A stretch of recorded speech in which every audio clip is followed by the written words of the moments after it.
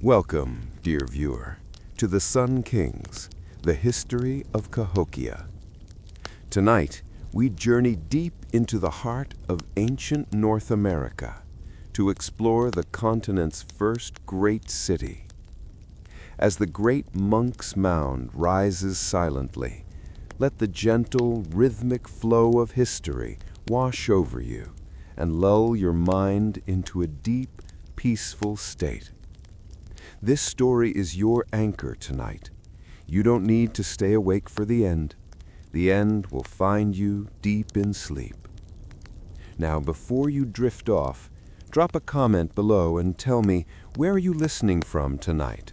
And what time is it there right now? And if this journey brings you peace, please consider hitting the like button and subscribing to the channel. It helps the whispers of history reach more people who need rest. Lie back, relax, and let the Sun Kings guide you gently into sleep. The Shadow of the Lost City, an American epic. Forget the gold rushes of California, the colonial spires of Boston, or the revolutionary fervor of Philadelphia. The greatest, most awe-inspiring metropolis ever built on North American soil wasn't European, nor was it even remembered by those who declared themselves the continent's founders. It was a city of colossal earthworks, a teeming center of power and belief, a place whose very existence challenges everything Americans are taught about their history. This is the true story of Cahokia, the forgotten empire of the Mississippi, and the astonishing detective work that pulled it from the dust of oblivion, revealing a civilization that vanished just as Europe was entering its Middle Ages.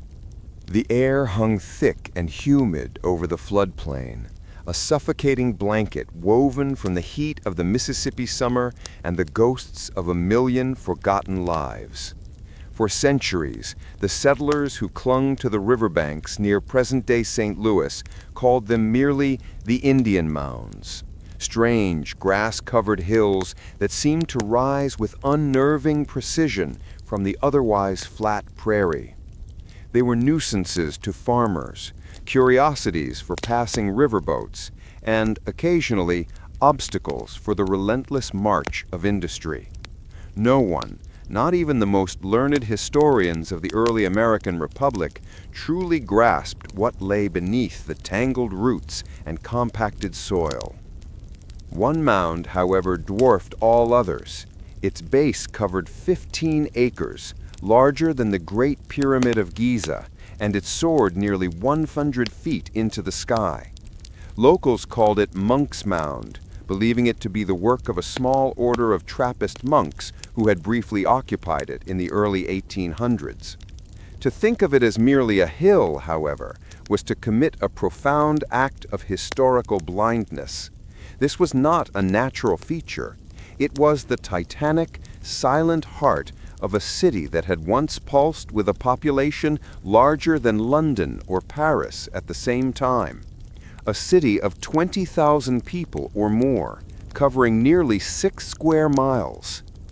Our story begins not with the civilization itself, but with the men and women of the late 19th and early 20th centuries who, against all prevailing historical dogma, began to ask the dangerous question, what if this wasn't just a camp? What if this was a capital? The prevailing view in 1890 was simple. Native Americans, while noble in their savage way, had never developed the capacity for true civilization, no monumental architecture, no large-scale social organization, no sustained agricultural surplus to support a permanent urban center. It was a convenient, self-serving narrative for a nation completing its violent westward expansion. Enter Dr. William McAdams, a self-taught, often eccentric archaeologist with an insatiable curiosity and a deep frustration with the entrenched beliefs of the Smithsonian elite. Working in the shadows of the colossal Monks Mound, McAdams found something that shattered the neat historical timeline. Not just a few arrowheads or fragments of pottery, but evidence of massive, planned construction. Post holes for palisades that had once enclosed the city, remnants of sophisticated drainage systems, and, most shockingly, carefully interred caches of thousands of identical, specialized tools. This wasn't the detritus of temporary settlements. It was the waste of a permanent, industrial-scale city. McAdams was laughed out of academia. His findings were dismissed as anomalies, the work of a local enthusiast overstating his case. The mounds remained merely mounds. But the earth keeps no secrets forever. As the 20th century turned, and the suburbs of East St. Louis began to chew away at the edges of the ancient site, roads cut through forgotten plazas, pipelines bisected ancient refuse heaps, the sheer scale of the buried city became undeniable. The critical breakthrough came from the air. During routine aerial surveys in the 1920s and 30s, pilots noticed distinct soil discolorations only visible from high altitude, the unmistakable outlines of Woodhenge, an astronomical calendar circle made of massive cedar posts perfectly aligned to the solstices and equinoxes. This wasn't the work of wandering hunters. It was the precise, calendrical, mathematical work of an advanced people. The discovery was a geological and historical thunderclap. It forced archaeologists to confront a truth they had long avoided. They were standing not on a random collection of hills, but on the ruins of the Mississippian culture's single greatest achievement, a city known today simply by the name of the later tribe that eventually settled nearby, Cahokia.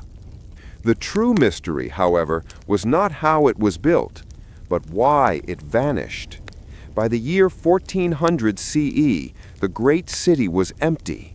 The plazas were silent, the palisades decayed, and the great mound itself stood as a lonely sentinel over a landscape that was rapidly returning to wilderness. No written records exist, no stone tablets detailing the final collapse. Only the dirt holds the answers, and the race to decipher its message, a message of climate disaster, internal strife, and a sophisticated society's rapid, total collapse, is the story of how modern America rediscovered its lost pre-Columbian past. Let's dive into the fascinating archaeology of Monks Mound and Mound 72 at Cahokia, followed by an overview of the leading theories for Cahokia's collapse. Mind blown. Archaeology of Monks Mound and Mound 72. Monks Mound and Mound 72 are two of the most significant earthen structures at the massive Mississippian culture site of Cahokia, near present-day Collinsville, Illinois. Monks Mound. Monks Mound is the largest prehistoric earthen structure in the Americas north of Mexico, dominating the Cahokia landscape. Size and structure. It measures about 1,000 feet by 700 feet at its base, covers around 15 acres, and rises to a height of approximately 100 feet in 4 stages or terraces. It was constructed from an estimated 22 million cubic feet of earth, moved in stages over a relatively short period, possibly between AD 1050 and AD 1150. Function. As a large platform mound, it served as the base for a major wooden structure, perhaps a temple or the residence of the paramount chief, and was the focal point of the entire city and its political and religious life. Name. It was named after a group of French Trappist monks who lived and farmed on the mound in the early 19th century. Mound 72. Mound 72, a small ridgetop mound located about 2,790 feet south of Monks Mound, is one of the archaeologically most significant mounds at the site. Construction sequence. The mound was built in a series of stages, covering at least 6 separate burial episodes. It was constructed over an earlier ceremonial area known as a woodhenge, a circle of 48 large wooden posts used to mark astronomical events like the solstices and equinoxes, dated to around 950 CE. The beaded burial, Birdman burial. The mound's central and most famous discovery is the burial of an elite personage thought to be one of Cahokia's rulers. This individual, a man in his 40s, although a recent reanalysis suggests the plot contained both high-status males and females, was interred on a platform of thousands of marine shell disc beads arranged in the shape of a falcon or birdman, a common Mississippian motif. Mass graves and social stratification. Excavations uncovered over 250 skeletons in Mound 72, with evidence suggesting that more than 62% of the recovered individuals were sacrificial victims. These include mass graves of young women, a burial of 40 men and women who appeared to have been violently killed, and 4 young males missing their hands and skulls. This archaeological evidence strongly points to a rigid social stratification and the practice of human sacrifice at the peak of Cahokia's power. Trade links. Grave goods from the elite burial, such as finely worked arrowheads made of materials from as far as Oklahoma, Tennessee, and Wisconsin, and marine shell beads from the Gulf Coast, demonstrate Cahokia's extensive long-distance trade networks. Theories for Cahokia's collapse. Cahokia was largely abandoned by AD 1350 after reaching its peak population of up to 20,000 around AD 1100. The specific reason for its demise remains an archaeological mystery, with scholars proposing several interconnected theories. 1. Environmental factors. Flooding and climate change. A prominent theory suggests shifts in flood frequency and magnitude played a critical role. Cahokia flourished during a period of reduced megaflood frequency, but its decline corresponded with a return of large floods after AD 1200. These floods could have damaged agricultural production, settlements, and storage, leading to depopulation. Drought. Extended periods of drought could have stressed the maize-based agricultural system, although new studies suggest the Cahokians' diversified diet and potential food storage systems may have offered resilience against minor droughts. Resource depletion, disputed.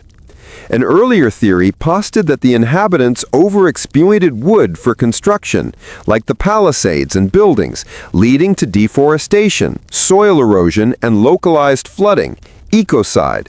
However, recent geoarchaeological research has largely refuted this hypothesis, finding that the surrounding ground surface remained stable until the mid-1800s, suggesting that wood use did not cause civilization-ending environmental damage or flooding.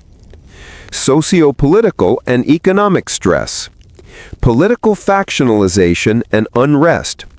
The immense disparity between the elite class, as evidenced by the extravagant beaded burial, and the lower classes, the numerous sacrificial victims, likely indicates significant social inequity and internal strife.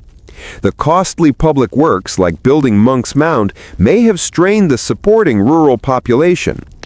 Internal violence. Archaeological evidence, such as the mass graves of ritualistically executed people in Mound 72, suggests that a major source of violence may have been internal, potentially stemming from social control by the elite, rather than external warfare, as there's little evidence of large-scale invasion. Trade route disruption.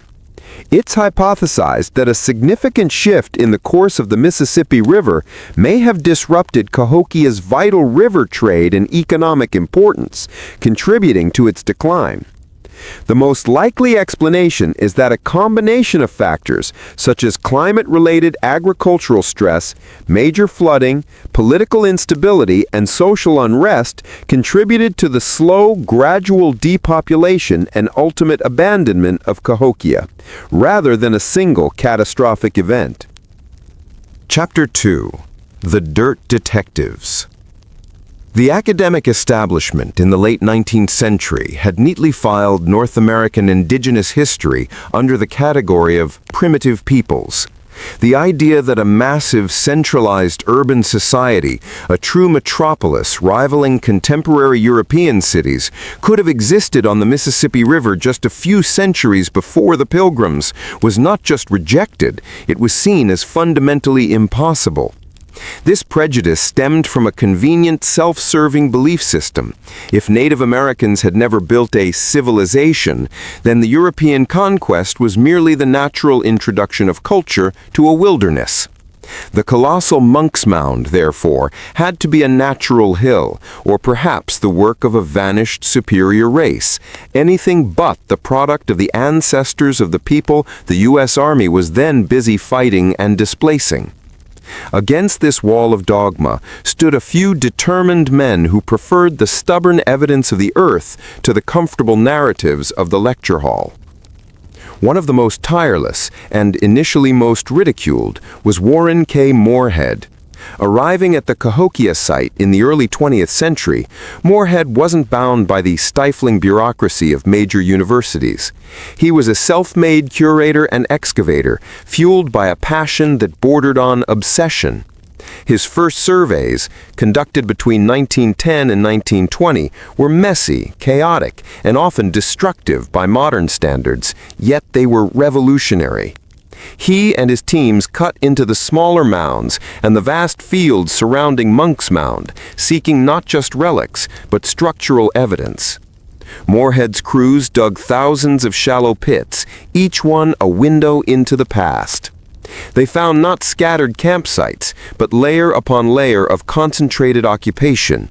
They uncovered house floors, specialized workshops for making shell beads and flint tools, and, critically, borrow pits, the gigantic low depressions from which the Cahokians had meticulously dug up the earth to build their mounds.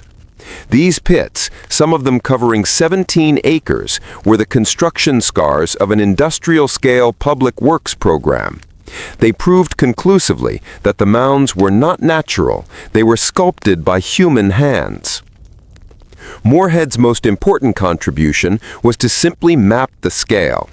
He realized the site wasn't a dozen mounds, it was a complex of over 120 geometric earthworks, all clustered around Monks Mound and arranged along precise north-south and east-west axes. This wasn't a village, it was a deliberately planned city, organized by principles of cosmology and power. Despite Moorhead's groundbreaking work, the scientific community remained unconvinced. The dirt, they argued, could be reinterpreted.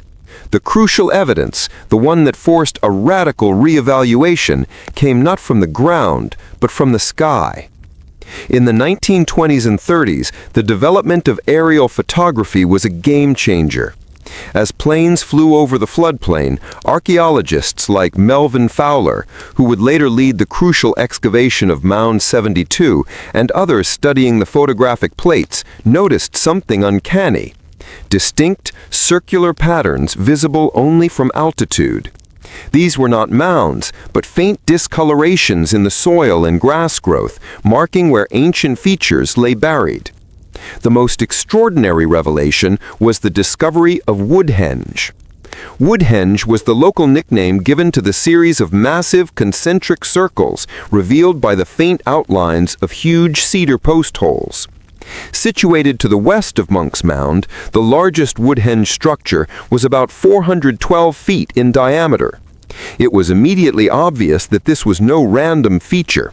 These posts, some up to 4 feet wide and 50 feet tall when standing, were spaced with astonishing mathematical precision. When archaeologists began to plot the post holes, they realized the alignment was not terrestrial, but celestial. Certain posts lined up perfectly with the rising sun on the winter solstice, the shortest day of the year, and the summer solstice, the longest day. Crucially, others marked the equinoxes, when day and night are of equal length.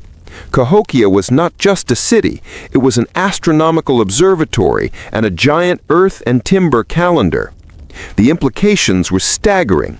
To build Woodhenge required advanced knowledge of geometry and astronomy, a centralized authority capable of organizing the labor, and a belief system sophisticated enough to warrant the constant tracking of the sun's movements. This was the work of a priestly or kingly class, calculating the passage of time, establishing the ceremonial calendar, and using the sun's power to legitimize their rule. By the 1940s, the battle was finally won. The existence of a colossal, complex, and highly organized metropolis in pre-Columbian North America was undeniable. The era of dismissing the mounds as natural ended. The next challenge would be to peel back the layers of earth and time to find the human stories and the dark secrets hidden in the very architecture of the city, especially the strangely aligned, unassuming hump of dirt known only as Mound 72. Chapter 3. The Secret in Mound 72. Monks Mound was the undeniable heart of Cahokia, its face to the world. But it was a small, unassuming rise of earth, designated simply Mound 72, that ultimately exposed the city's complex, brutal, and astonishing internal structure. If Monks Mound was the grand stage for the Sun King, Mound 72 was the hidden vault containing the true cost of his power. For decades after Moorhead's surveys, Mound 72 remained a topographical oddity, a low, ridge-shaped earthwork, aligned not to the cardinal north-south grid of the rest of the city, but at a distinct angle that baffled early cartographers. Its unusual alignment, archaeologists eventually realized, was intentional. It was built directly over a crucial post in the Woodhenge astronomical calendar, connecting the living city to the celestial machinery of its faith. The definitive excavation of Mound 72 was led in the late 1960s by Dr. Melvin Fowler and his team from the University of Wisconsin-Milwaukee. This was archaeology conducted with the rigorous grid system and careful stratigraphy necessary to peel back the mound's layers, which revealed not one burial, but a series of astonishing, sequential interments over several decades, all eventually covered by the final ridge shape. The mound contained at least 6 separate burial episodes involving more than 270 individuals. These weren't the quiet, familial graves of a peaceful farming community. They were the meticulously organized, often violent, repositories of a state-sanctioned ritual. The initial findings were compelling, but nothing prepared Fowler's team for the discovery at the mound's core, the beaded burial, or the Birdman burial. Here lay the remains of a single elite male, likely a paramount ruler or great son, placed upon a platform. Beneath and around his body was a tapestry woven not of thread, but of more than 20,000 marine shell disc beads. These tiny, perfectly drilled artifacts, sourced from the Gulf Coast, were arranged in the unmistakable silhouette of a falcon or a birdman, a central icon of the Mississippian warrior priest ideology. The man's arms and legs rested along the falcon's wings and tail, symbolizing his ascension or divine connection. Accompanying the chief were a staggering wealth of grave goods, a cache of finely crafted shirt arrowheads, separated into distinct bundles based on their material and style, indicating vast trade links stretching across the American Midwest, sheets of rolled copper from the Lake Superior region, and polished chunky stones, smooth discs used in the popular high-stakes sport that held deep religious significance. But the true, terrifying secret of Mound 72 lay in the adjacent pits. Radiating out from the central burial were mass graves that lay bare the totalitarian potential of Cahokia's elite power. In one pit lay the remains of 53 young women aged 15 to 30, carefully arranged in 2 layers separated by matting. Forensic analysis suggested they had been strangled shortly before their internment, a massive, singular act of ritual sacrifice accompanying the death of an elite, or perhaps a dedication ceremony. In another area of the mound, a grim discovery was made, a pit containing a mass of individuals, including several who were determined to have been buried alive. The macabre evidence was found in the vertical position of some of the fingers, suggesting they had desperately clawed at the sand as the earth piled over them.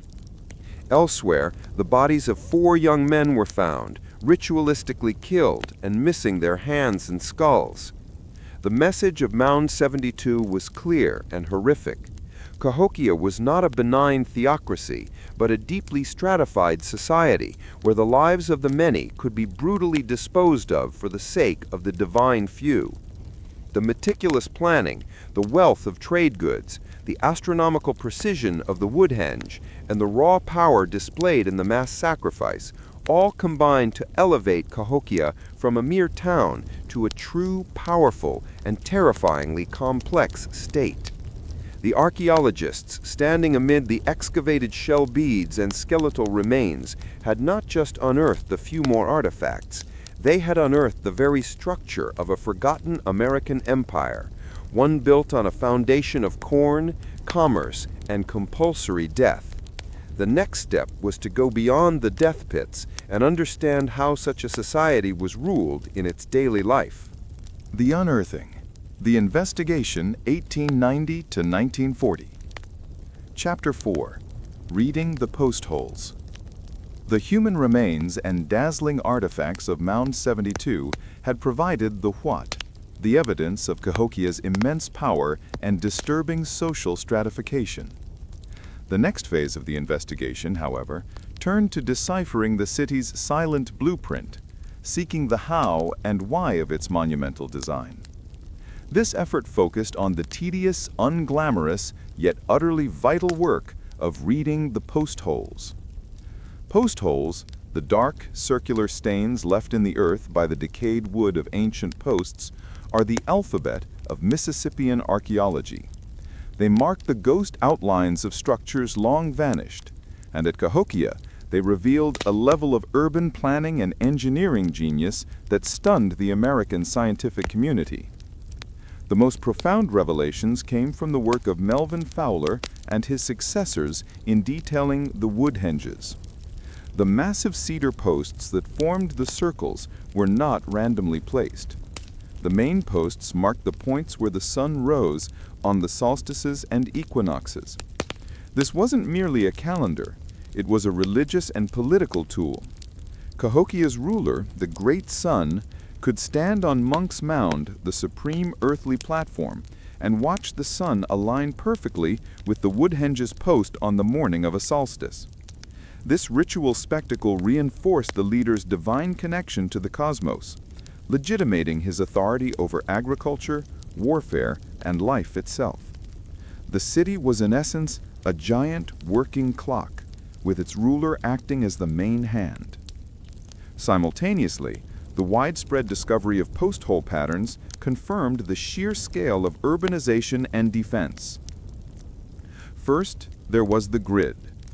Unlike the organic growth of a European village, Cahokia's central precinct was rigidly organized around a massive central plaza flanked by Monks Mound. Houses, ceremonial structures, and subsidiary mounds were laid out along precise cardinal directions, north-south and east-west, indicating a powerful central authority that dictated not just where people lived, but how the city was oriented to the sacred cosmos. Second, and most revealing of the city's late-era stress, was the discovery of the palisade.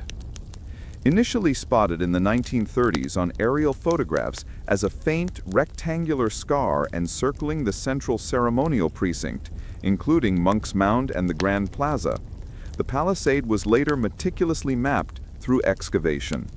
It wasn't just a fence, it was a massive defensive log wall made of an estimated 15,000 logs cut from old-growth timber, hauled to the site, sharpened and sunk deep into a trench. The wall stood perhaps 12 to 18 feet high, complete with regularly spaced bastions, or towers for archers. The palisade was built not once, but at least 4 separate times between roughly 1175 CE and 1275 CE, each rebuild requiring a prodigious expenditure of labor and resources. This repeated construction provided a vital clue to the city's life cycle. Threat assessment. The need for such a colossal defensive structure proved that the centralized authority of Cahokia was under considerable stress, either from rising threats from neighboring polities or, just as likely, from internal political factionalization and violence. The palisade wasn't just built to keep enemies out. It may have been built to keep the elite safe from the common populace. Environmental cost. The repeated demand for thousands of massive logs represented a catastrophic drain on the local timber resources. While the ecocide theory was later refined, the sheer human effort and material cost of maintaining this wooden fortress was an enormous burden on the city's overall metabolism. By the mid-20th century, the dirt detectives had successfully moved Cahokia from the realm of legend to the scientific record. They had proven, using nothing but shadows in the soil, that they were dealing with a sovereign state, a city with a totalitarian grasp on labor, a sophisticated astronomical religion, a massive trade economy, and a military political elite so powerful they could order the sacrifice of hundreds and the building of pyramids and monumental fortifications. The stage was now set to tell the story of the city itself, how this incredible society, the Sun Kings of the Mississippi, rose from a cluster of villages to build their earthen capital. Part 2. The Sun Kings. The History of Cahokia, 600 CE to 1100 CE. Chapter 5. The Great Transformation. For centuries before Cahokia's rise, the people living in the fertile floodplains of the Mississippi River, an area known as the American Bottom, lived a relatively decentralized life. These were the people of the late woodland period, circa 600 CE to 1000 CE, organized into small, self-sufficient villages, relying on a diverse diet of hunting, fishing, and growing native crops like goosefoot, sumpweed, and squash. Maize, the crop that would fuel the empire, was present but marginal. Then, around the year 1050 CE, something extraordinary happened. This period is known to archaeologists as the Cahokian Big Bang. Within the space of a single generation, a blink in the eye of history, the scattered populations of the American Bottom converged. People poured into the nascent settlement, creating an explosive population boom and a rapid, radical shift in social organization. This transformation was not gradual. It was a sudden, conscious coalescence of people, ideas, and power that created the first truly urban center in North America. Several factors converged to make this transformation possible. The agricultural engine, maize. The first key was the complete dominance of maize, or corn. While maize had been known for centuries, around 1050 CE, new, hardier strains became widely adopted, coupled with new farming techniques. Maize, when grown intensively in the rich bottomland soil, produces a massive caloric surplus. This surplus was the metabolic fuel for the city. It allowed specialized labor, people who could dedicate their lives to building mounds, crafting beads, or serving as priests rather than farming, to thrive. The ideological engine was the Mississippian cult. The Big Bang was not just agricultural, it was spiritual. A new, powerful religious and political ideology, what scholars call the Mississippian ideological interaction sphere, swept across the region. This belief system focused on cosmic order, the sun, and the concept of the birdman, or warrior or priest linked to celestial power. Cahokia became the genesis point, the Vatican or Mecca of this new faith. Its leaders were not just chiefs, they were divine or semi-divine figures, the great sons, whose power was legitimized by their proximity to the sun on Monks Mound and their ability to successfully predict the seasons via Woodhenge. The promise of cosmic order and participation in a vast, powerful community became the magnetic force pulling distant peoples toward the city. The urban engine, central planning. Unlike the small temporary farming camps of the past, the new Cahokian settlement was meticulously nucleated and planned. The enormous central plaza was cleared, Monks Mound was begun, and the grid system was established. The city became a magnet for artisans and traders. In a few short decades, Cahokia swelled to an estimated population of between 10,000 and 20,000 residents in its core, with tens of thousands more in surrounding satellite towns. A population density unprecedented in North America, rivaling the great cities of Europe at the time. The Great Transformation was a moment of supreme optimism and astonishing societal change. It was a testament to the ingenuity and organizational power of the indigenous people of the Mississippi. But the energy that built the city, the intense centralization of power and labor, also planted the seeds of its eventual destruction. Cahokia was born of a great social experiment, one whose success depended entirely on the continued flow of maize, the stability of the river, and the absolute faith of its people in the rule of the Sun Kings. The Sun Kings. The history of Cahokia, 600 CE to 1100 CE. Chapter 6. A city of maize and mud. Once the population coalesced and the maize surplus secured, Cahokia rapidly transformed into a sprawling, functional city. This wasn't merely a collection of houses. It was a highly managed urban environment that pulsed with the specialized labor and complex logistics necessary to sustain its massive population. Life in Cahokia was defined by the relentless cycle of construction, agriculture, and craft. The architecture of belief and control. The city's daily rhythm revolved around the earthworks. The sheer volume of labor invested in building the mounds, particularly Monks Mound, demonstrates the absolute power of the ruling elite and the organizing principle of their belief. Cahokian builders did not use wheeled vehicles or pack animals. They built their monuments using only baskets and muscle. Every cubic foot of earth, and there were millions, was dug from the designated borrow pits, carried on the back of a worker in a woven basket, and dumped at the construction site. This basket archaeology shows that different soils and clays were often layered in specific patterns to aid stability and drainage. The work was constant, backbreaking, and required the mobilization of thousands of people, likely conscripted from the surrounding area as a form of corvée labor, mandatory public service. The central precinct, surrounded by the eventually built palisade, was the center of power.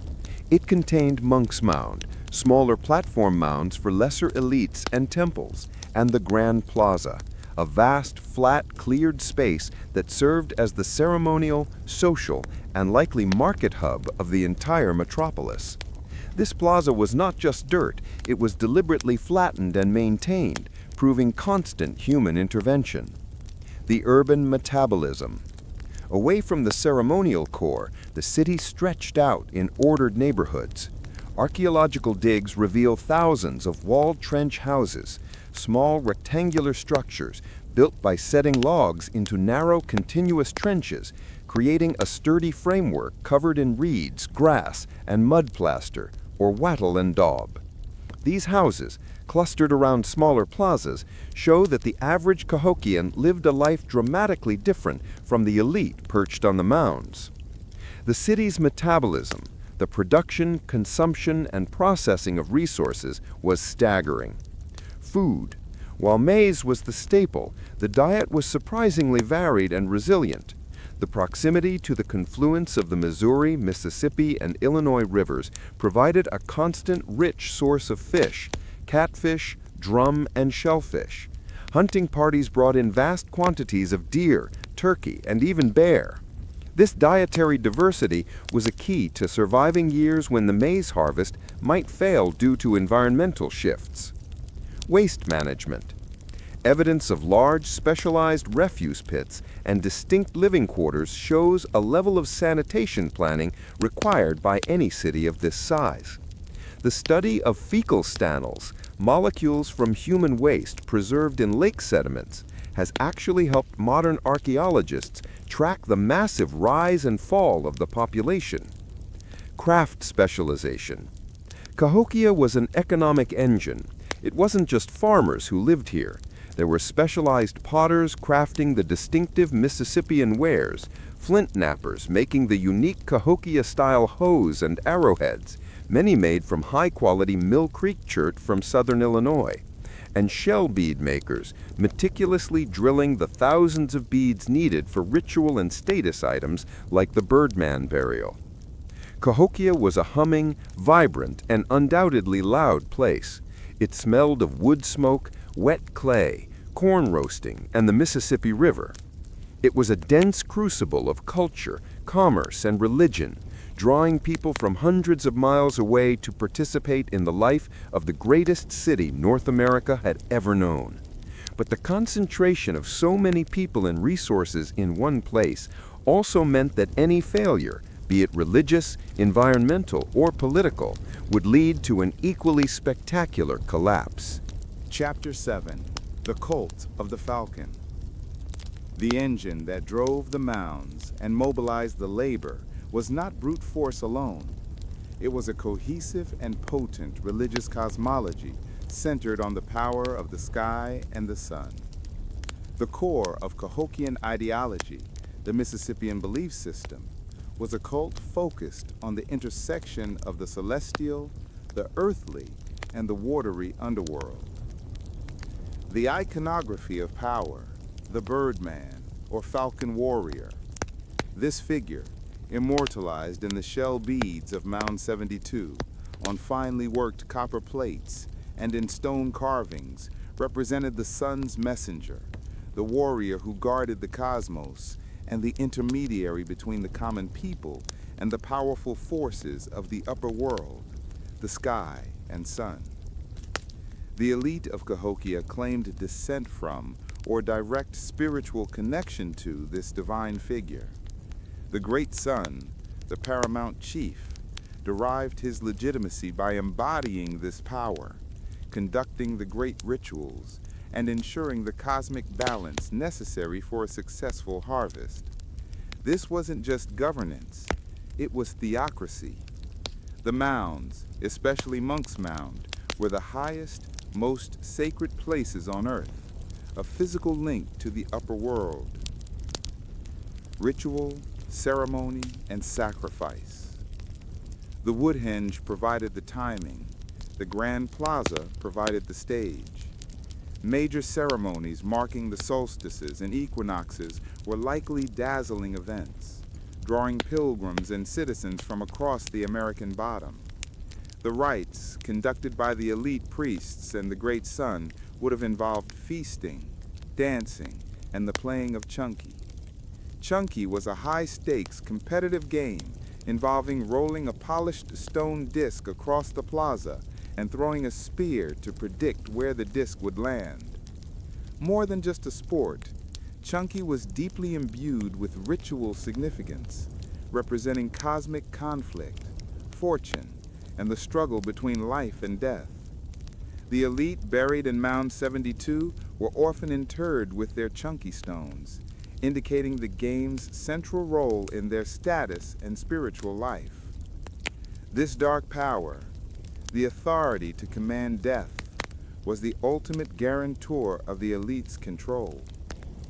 The very structure of Cahokian society was thus built on a calculated dualism, dazzling prosperity and cosmic order, paid for with massive collective labor and terrifying individual sacrifice. This immense, centralized spiritual and political power allowed Cahokia to project its influence far beyond the banks of the Mississippi. The Sun Kings, the history of Cahokia, 600 CE to 1100 CE. Chapter 8, the Mississippian Network. Cahokia's influence was not limited to the monumental earthworks of the American bottom. It was the vibrant, thrumming hub of a vast, continent-spanning economy, the largest trade network in pre-Columbian North America. The wealth, power, and esoteric knowledge concentrated in the city made it a critical node, drawing resources, people, and ideas from hundreds of miles away. This trade wasn't based on mundane goods like corn or tools, which were produced locally. It was primarily focused on exotic, high-status ritual materials, the luxury items that reinforced the status of the ruling class and fueled the Mississippian ideological interaction sphere. The material evidence of commerce. Archaeologists studying the vast trove of artifacts recovered from Cahokia have mapped trade routes that weave across what is now the modern United States. Shells from the Gulf Coast. The thousands of marine shell beads used in the Birdman burial, along with massive whelk shells carved into ceremonial cups and gorgets, traveled an incredible distance.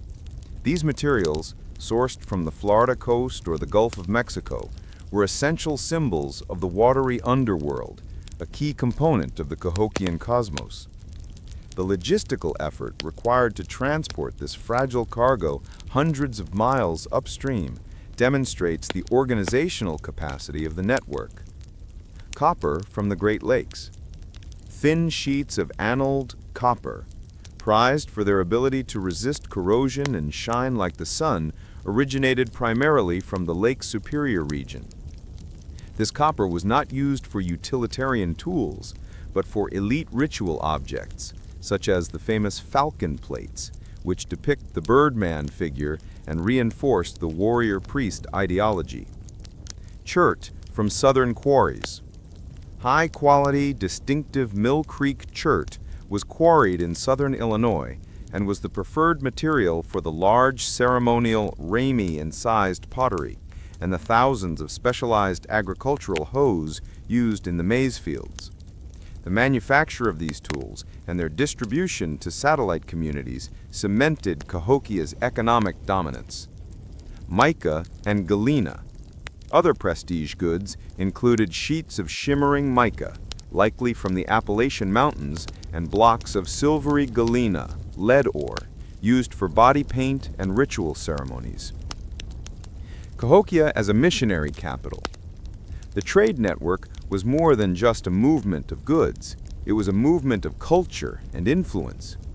As Cahokian pottery, art styles, and religious iconography traveled outward, the Cahokian model of a centralized, mound-based society was adopted or adapted by other groups. Cahokia's success led to the establishment of smaller regional centers throughout the Mississippi Valley and Southeast, forming the larger Mississippian culture. Sites like Moundville in Alabama or Spiro Mounds in Oklahoma were clearly part of this ideological sphere, sharing the falcon motifs, the practice of mound construction, and similar political structures. Cahokia was the ultimate source of legitimacy and the template for power. The constant influx of trade and pilgrims made Cahokia a cultural melting pot. People from distant polities came to trade, participate in the great solar ceremonies, played chunky, and possibly even marry into the elite families. This ceaseless traffic ensured that Cahokia remained economically prosperous and politically dominant for over 2 centuries. The Mississippian network was a triumph of logistics and cultural power. It guaranteed the elites access to the symbols of their authority and provided the entire city with a continuous flow of exotic wealth. However, this vast decentralized empire of influence was also fragile. Its prosperity relied on peaceful trade, stable river systems, and the unquestioned spiritual authority of the great sons. Any disruption to these distant supply lines or to the local climate would not just damage Cahokia, it could unravel the very fabric of the entire Mississippian world. Part 3. The Zenith and the Shadow. The History of Cahokia, 1100 CE to 1300 CE. Chapter 9. Monumental Ambition. The period between 1100 CE and 1250 CE represented the zenith of Cahokian power. This was the era of maximum population, greatest geographical influence, and, critically, the most intense construction. The city's ambition was literally written into the earth, but this obsession with size ultimately exposed the limits of the Cahokian system. The final Monks Mound push.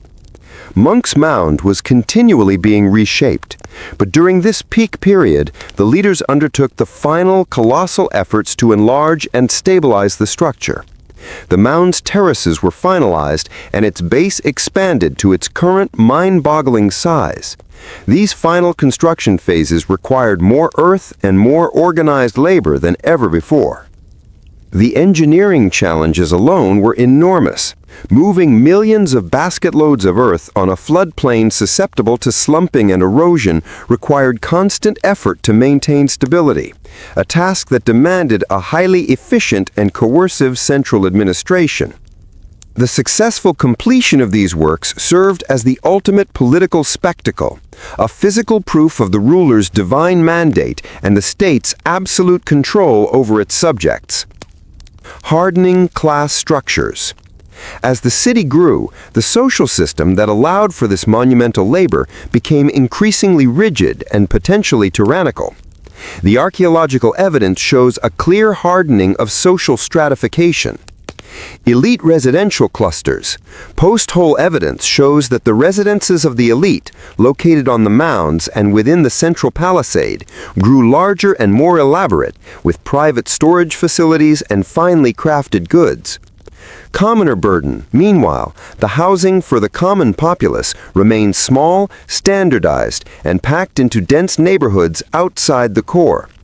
The constant need for labor on the mounds, the woodhenge, and the defensive palisade would have placed an immense cumulative burden on these ordinary citizens, diverting them from farming and their own sustenance. The gap between the opulence represented by the Birdman burial and the mass sacrifice in Mound 72 was widening. The wealth generated by the trade network and the maize surplus was not distributed equally. It was concentrated at the top, fueling a spiral of escalating ambition. The rulers required more power to command more labor to build bigger monuments to prove their power. The paradox of the palisade. The ultimate expression of this peak-era stress was the construction and subsequent rebuilding of the great defensive palisade. The initial palisade was a statement of power, a defining boundary that separated the sacred elite core from the surrounding urban sprawl. But the fact that it was rebuilt 4 times in quick succession, roughly every 20 to 25 years, indicates that this era of zenith was simultaneously an era of intense, growing anxiety. The threat was real, whether it came from increasingly powerful rival polities who wished to seize Cahokia's wealth, or from the disenfranchised commoners within the city who were tired of the heavy labor and ritual demands. Every log in that palisade was a marker of rising fear, consuming vital resources, timber, and labor, man-hours, that could have gone into improving the lives of the general populace. Cahokia had reached a critical mass. It was a massive engine of civilization operating at peak RPM, but the stress on its components, its environment, its resources, and most importantly, its populace, was nearing the breaking point. The great sun's monumental ambition was simultaneously the source of the city's glory and the root cause of the fragility that would soon define its rapid decline. The Zenith and the Shadow. The History of Cahokia, 1100 CE to 1300 CE. Chapter 10. Signs of Stress. The magnificent facade of Cahokia, defined by the towering Monks Mound and the vast Grand Plaza, masked a society increasingly beset by internal and external pressures. The very success of the metropolis began to breed its own destruction, turning the age of expansion into an age of anxiety. By the mid-12th century, the archaeological record shifts, presenting clear signs of chronic stress within the once harmonious Mississippian system. The military-industrial complex of the Palisade. The most visible and costly evidence of distress was the relentless maintenance of the Palisade. As discussed, this defensive wall was rebuilt 4 distinct times within a century, demonstrating not a single crisis, but a state of persistent, low-grade threat. Labor drain. Each iteration of the Palisade required massive amounts of fresh timber, tens of thousands of logs, and the compulsory labor of thousands of citizens. This effort diverted workers from essential tasks like food production and infrastructure maintenance, inevitably lowering the quality of life for the average Cahokian. Deforestation. While recent research has tempered the ecocide theory, the repeated clearance of massive trees for the Palisade undoubtedly led to localized deforestation around the city's immediate perimeter. This, in turn, may have exacerbated erosion, making the area more vulnerable to flash floods and reducing the local availability of crucial resources like firewood and building materials.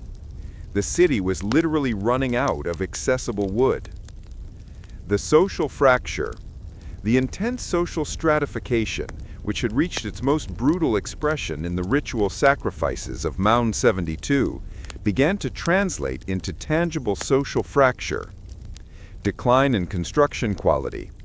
As the elite focused resources on the central precinct, the Palisade and Monks Mound, the quality of life for the commoners seemed to deteriorate. Their houses became smaller, more standardized, and were often more densely packed. The rise of conflict. The constant need for defense and the deepening rift between the powerful priests and warriors suggest a breakdown in the unifying religious ideology.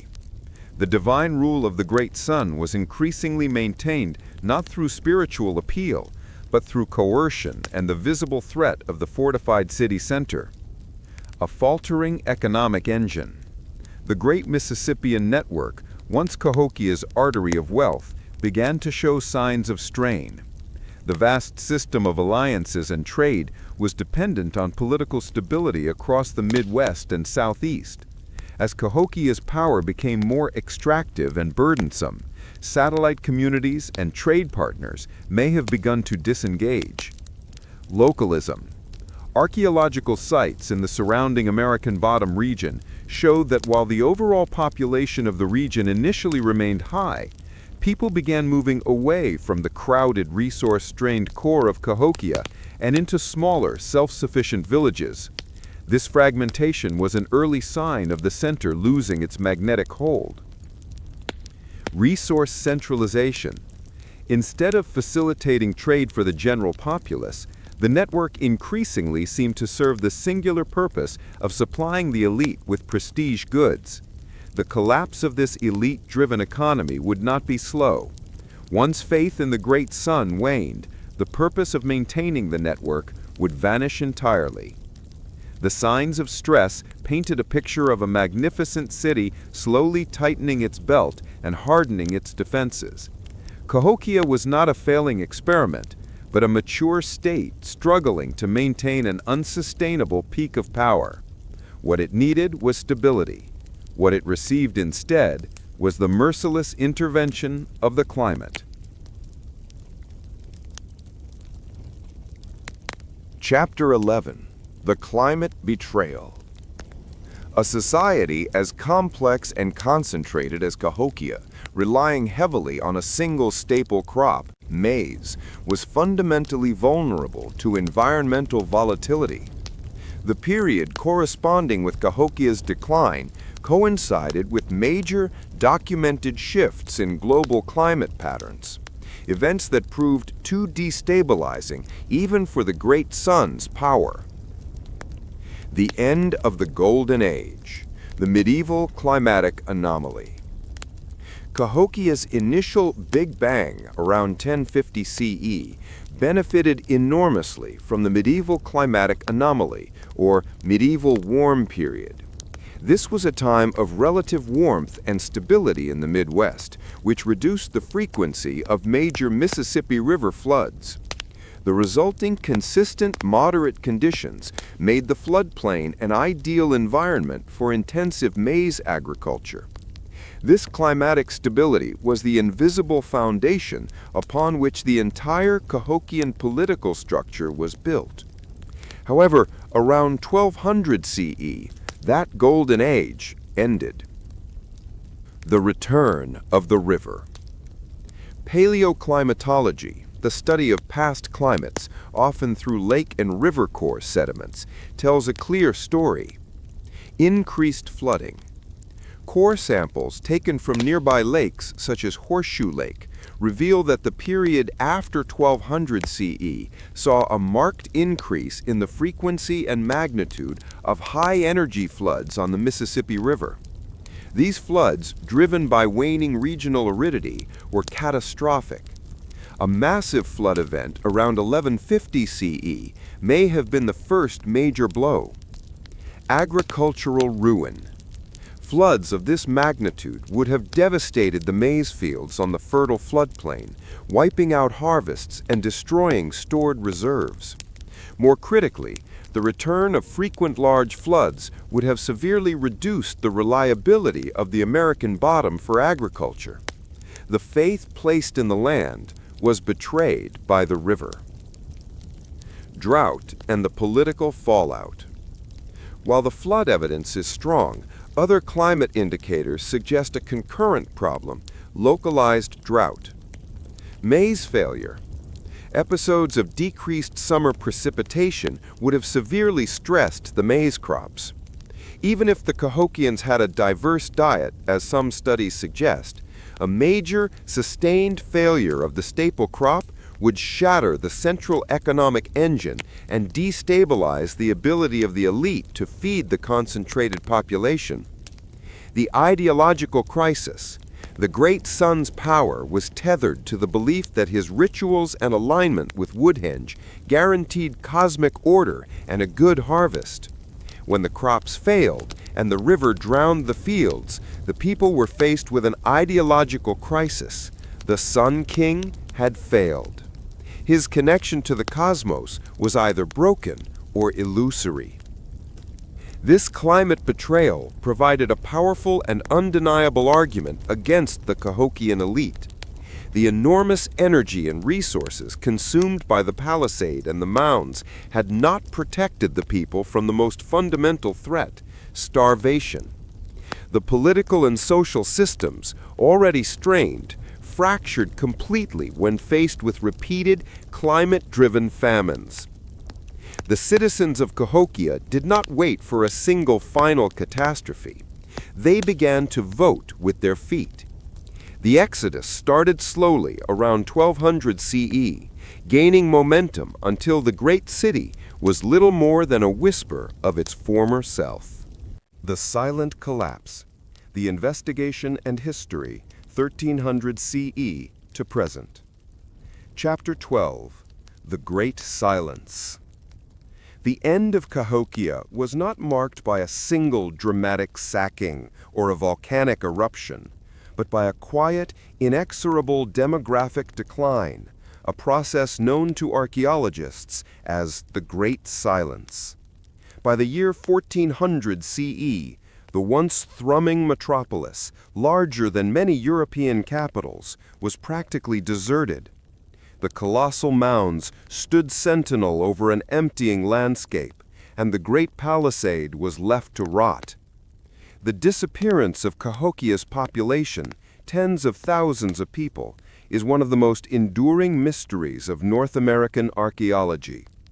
Since the Cahokians had no written language, the reasons for their exodus must be pieced together through the meticulous study of the dirt and what they left behind. Theories of abandonment. The archaeological evidence strongly suggests a combination of the following intertwined factors, rather than a single silver bullet. Ecological and hydrological failure. The unreliable river. As detailed in the previous chapter, the return of high-magnitude Mississippi River floods around 1200 CE devastated the agrarian base. The risk of crop failure on the floodplain became too high to support such a concentrated population. especially one dependent on a maize surplus to fuel its political and ritual life. Resource strain. Even without total ecocide, the intense localized demand for timber, driven by the palisade construction and massive population, meant that the labor required to secure wood for fuel and housing became increasingly burdensome. Socio-political disintegration. Ideological crisis. The failure of the great sun's authority to control the climate, droughts and floods, led to a collapse of faith in the elite's divine mandate. Why endure the crushing labor of mound building and the terror of human sacrifice if the promised cosmic order could not deliver a stable harvest? Internal rebellion or factionalism. The cost of maintaining the heavily fortified palisade suggests that the ruling class may have lost control of the surrounding populace. The final exodus may have been preceded by waves of commoners simply refusing to participate in the urban project, moving away from the authoritarian center to smaller, more sustainable settlements. The rise of localism. People migrated toward the periphery, seeking greater autonomy and less demanding political structures. The need for a massive centralized capital vanished when the core ideology that supported it failed. The absence of invasion or plague, the quiet end. Crucially, the Great Silence was not a fiery defeat. There is no archaeological evidence of a mass invasion, no widespread layer of burned structures or thousands of battle-related arrowheads to suggest the city was violently sacked.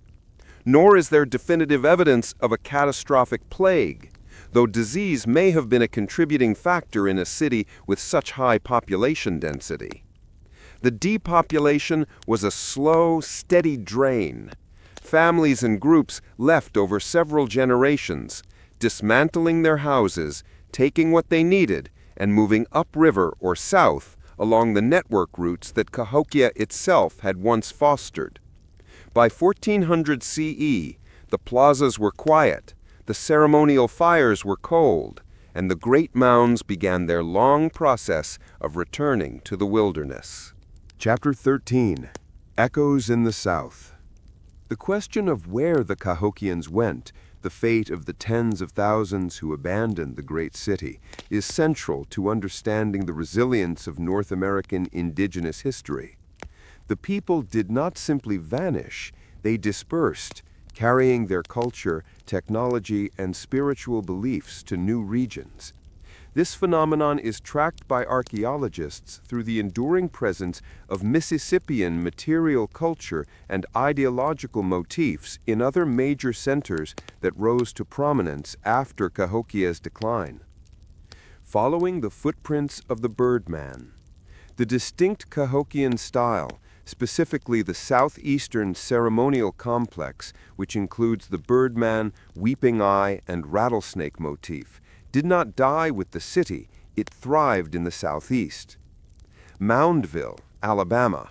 Located on the Black Warrior River, Moundville became a major Mississippian center, rising to prominence roughly concurrent with Cahokia's decline.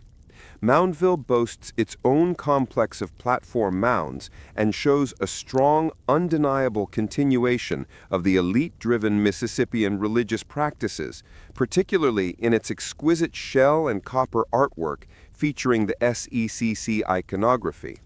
It is highly probable that the political and religious elite, the remaining Sun Kings and their artisans, migrated south, transplanting their system of governance and belief to more stable locales. Spiro Mounds, Oklahoma. Far to the west, the Spiro Mound site was another major center of the Mississippian world. Its rich burial mound contained staggering amounts of wealth, including copper plates and shell carvings that are almost identical in style and motif to those found in Cahokia. This indicates a direct continuation of the network or a migration of skilled artisans and spiritual leaders seeking new patrons. The legacy of the diaspora. The dispersal of the Cahokian population had two major lasting effects on the continent. Cultural diffusion. The technical expertise of the Cahokian people, their mastery of maize agriculture, shell bead making, mound construction techniques, and the complex SECC ideology was spread across a vast geographical area. This cultural legacy defined the later Mississippian societies encountered by the first European explorers in the 16th century, such as the chiefdoms met by Hernando de Soto. Cahokia, therefore, was not a dead end of history, but a supernova of culture.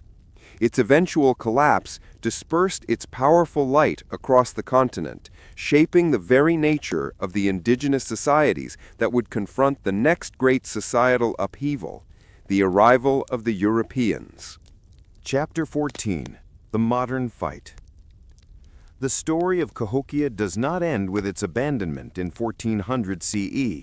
It continues vigorously in the modern era, morphing into a complex struggle for preservation, interpretation, and recognition. For centuries, the massive mounds were treated as geological curiosities, subjected to neglect, vandalism, and the relentless march of industrial progress. The modern fight is about rescuing a legacy from oblivion and integrating it into the American historical consciousness. The onslaught of modernity. The 19th and early 20th centuries were brutal for the Cahokia site. Destruction by development. The relentless expansion of East St. Louis suburbs and industry consumed vast portions of the ancient city.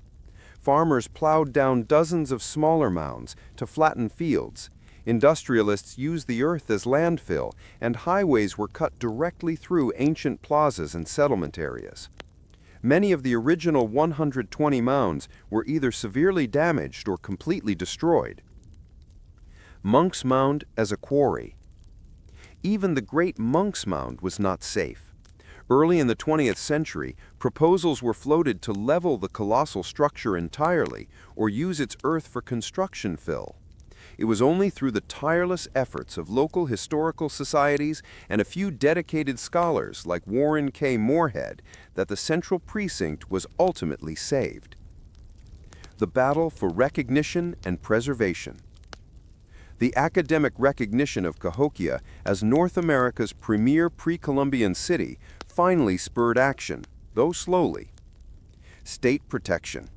In 1925, the state of Illinois established the Cahokia Mounds State Historic Site, beginning the long process of acquiring and protecting the surviving 80 mounds and the surrounding 2,200 acres. The UNESCO breakthrough in 1982. The most critical step came in 1982 when Cahokia Mounds was designated a UNESCO World Heritage Site, one of only 2 U.S. archaeological sites, along with Mesa Verde, to initially receive this honor. This designation officially placed Cahokia among the ranks of global wonders like the Pyramids of Giza and Stonehenge, acknowledging its outstanding universal value and finally giving it the international clout necessary to secure its future. The ethical dilemma and the native voice. The excavation and interpretation of Cahokia today are inseparable from crucial ethical discussions, largely centered on the massive burial findings in Mound 72 and elsewhere. NAGPRA and repatriation. The passage of the Native American Graves Protection and Repatriation Act in 1990 fundamentally changed the relationship between archaeologists and contemporary Native American tribes. The remains and funerary objects recovered from the site, especially the hundreds of individuals from Mound 72, are subject to repatriation claims. This legislation mandated that affiliated tribes must be consulted, giving them a central role in deciding the ultimate fate of their ancestors' remains. Interpretive shift. Contemporary Native American scholars and tribal leaders are now active participants in interpreting Cahokia.